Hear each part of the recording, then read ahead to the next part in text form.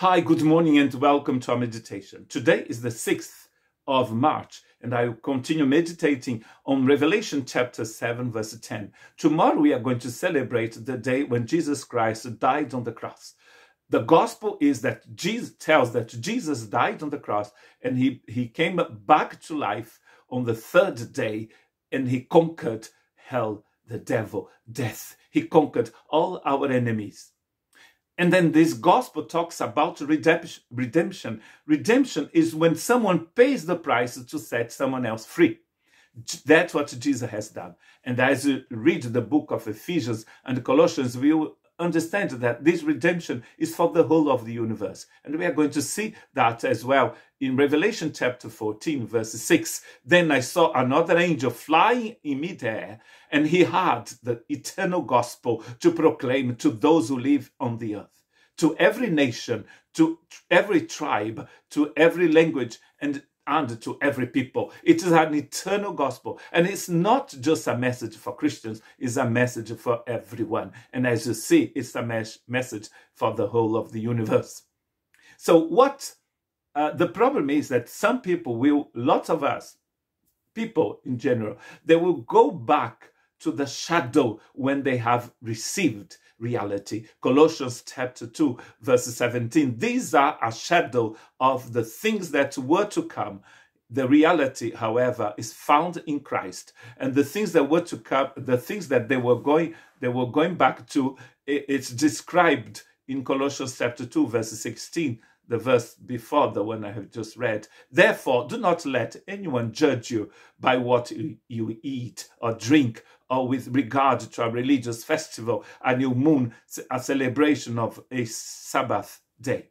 So this is considered the shadow. So I had to go and in the internet and find out what a shadow is, and I had to do it in 3 languages because my meditations are in 3 languages. Shadow is a dark area of shape produced by a body coming between rays of light and the surface.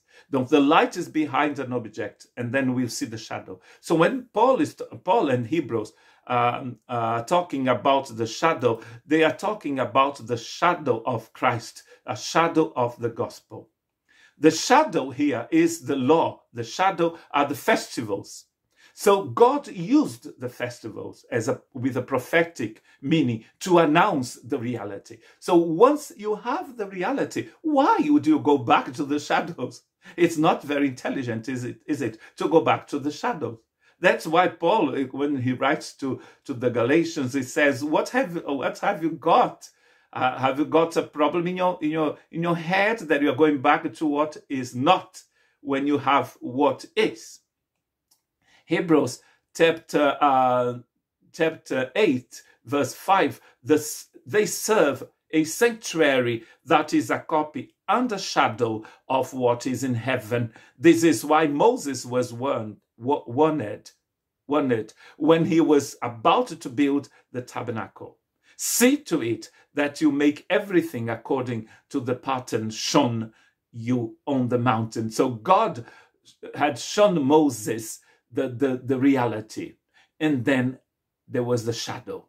The tabernacle was the shadow. So the shadow, you cannot touch a shadow, can you? The shadow is not the reality. The reality is before the shadow. Before his manifestation here, God was showing his people a shadow of that reality. Hebrews chapter 10, verse 1. The law is only a shadow, again, of the good things that are coming, not the realities themselves. For this reason, it can never, by the same sacrifices repeated endlessly, year after year, make perfect those who draw near to worship God. So the law cannot perfect you. Only Jesus can.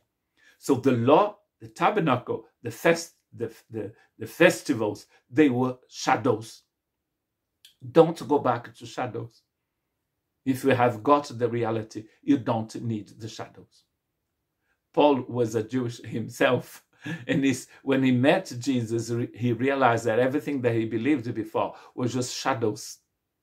and he never went back to shadows. That's why he's writing not Hebrews, because maybe it wasn't Paul who wrote Hebrews, but what he's saying, Colossians, it's extremely important. Don't go back into shadows. Stay with the reality. John chapter 1, verse 17, for the law was given through Moses. Grace and the truth came through Jesus Christ. And Jesus himself in the book of John is going to say, I am the truth. The truth, the reality is Christ. And we say that truth is a synonym of reality. Truth is reality. And Colossians is saying that Jesus is the reality.